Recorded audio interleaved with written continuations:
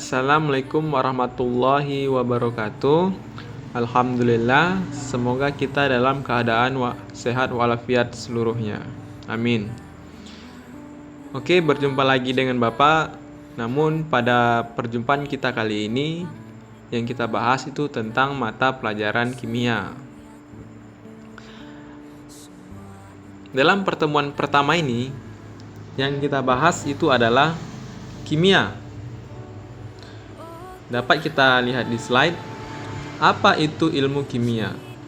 Kimia adalah ilmu yang mempelajari tentang susunan, struktur, sifat, perubahan materi, serta energi yang menyertai perubahan tersebut. Ilmu kimia memegang peranan penting dalam kehidupan masyarakat, karena manusia setiap hari tidak terlepas dari zat-zat kimia. Contohnya seperti membuat teh, memasak air, dan lain sebagainya.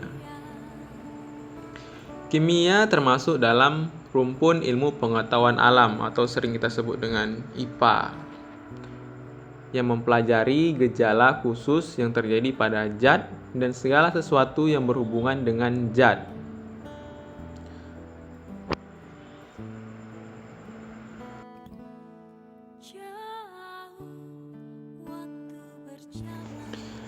Selanjutnya, perkembangan ilmu kimia. Jadi ilmu kimia sudah mulai berkembang pada tahun 3500 sebelum Masehi, di mana peradaban Mesir sudah mulai mempraktikkan tentang reaksi kimia. Kemudian pada abad keempat, para filsuf Yunani mulai mencoba memahami tentang hakikat materi. Dan pada tahun 500 sampai 1600, nama ilmu kimia lahir yang berasal dari bahasa Arab, al-kimia, yang artinya perubahan materi.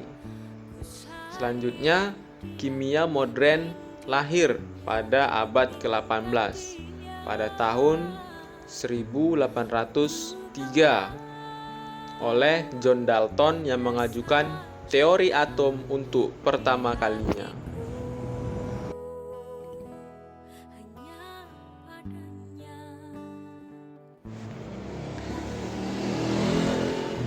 Pembahasan selanjutnya itu adalah manfaat belajar ilmu kimia. Jadi manfaat ilmu kimia yang pertama itu adalah pemahaman yang lebih baik terhadap alam sekitar dan berbagai proses yang terjadi di dalamnya. Yang kedua, mengubah bahan alam menjadi suatu produk yang lebih berguna untuk memenuhi kebutuhan kita. Jadi pemanfaatan ilmu kimia ini ada yang berdampak baik serta ada yang berdampak buruk. Contoh dampak positif dari ilmu kimia yaitu mempermudah dan meningkatkan kualitas kehidupan dengan adanya bahan-bahan kimia. Contohnya seperti obat-obatan, pupuk, pestisida, plastik, dan makanan cepat saji. Selain dampak positif, dampak negatif juga ditimbulkan oleh ilmu kimia, yaitu timbulnya pencemaran akibat limbah dan penyalahgunaan obat-obatan.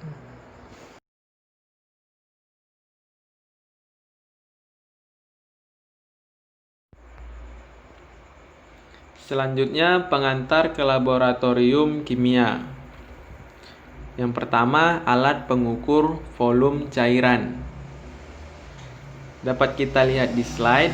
Di situ ada gambar gelas kimia, silinder ukur, labu ukur, pipet, dan buret.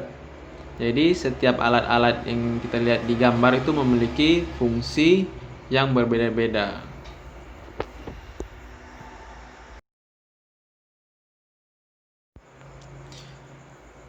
Yang kedua itu adalah alat pengukur massa.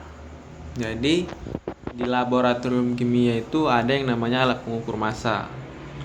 Contoh alatnya itu adalah neraca. Neraca itu terbagi atas dua, neraca manual dan neraca digital. Yang ketiga adalah alat pembakar.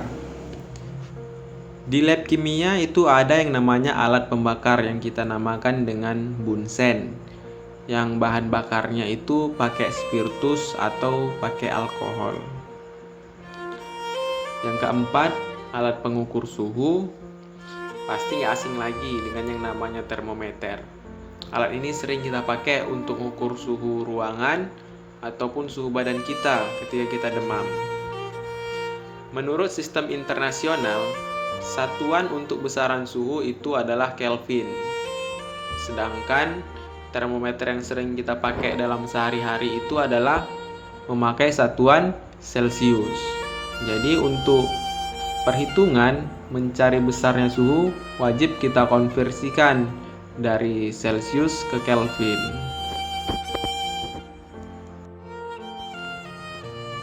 Yang terakhir, zat kimia berbahaya. Dapat kita lihat di slide. Untuk gambaran pertama, bahwasanya zat yang memiliki logo seperti di gambar pertama, zat tersebut adalah zat yang beracun. Selanjutnya untuk gambar yang kedua, itu menandakan bahwa zat tersebut adalah berbahaya, maka harus kita jauhi. Dan untuk yang ketiga, zat tersebut mudah meledak. Yang keempat, zat tersebut mudah terbakar.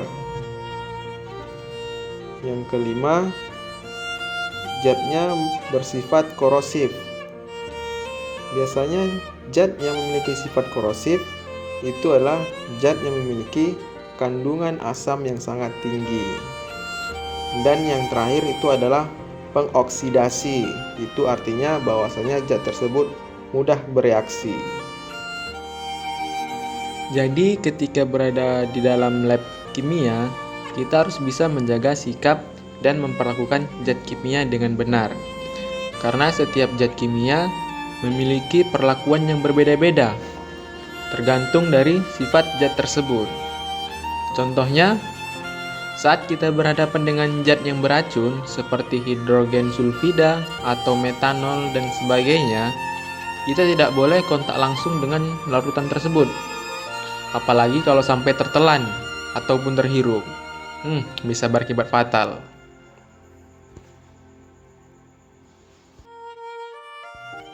Sebelum Bapak akhiri, ada sedikit tugas untuk kalian.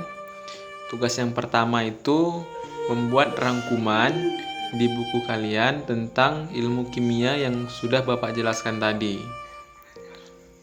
Yang kedua, mencari minimal 5 produk yang ada di dalam kehidupan sehari-hari yang mengandung zat kimia.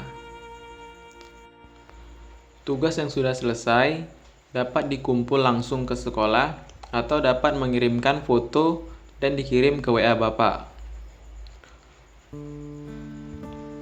Jika ada pertanyaan ataupun saran, bisa langsung kirim ke WA Bapak. Kalau ada kata ataupun slide dari Bapak yang kurang jelas, Bapak mohon maaf. Bapak akhiri. Assalamualaikum warahmatullahi wabarakatuh.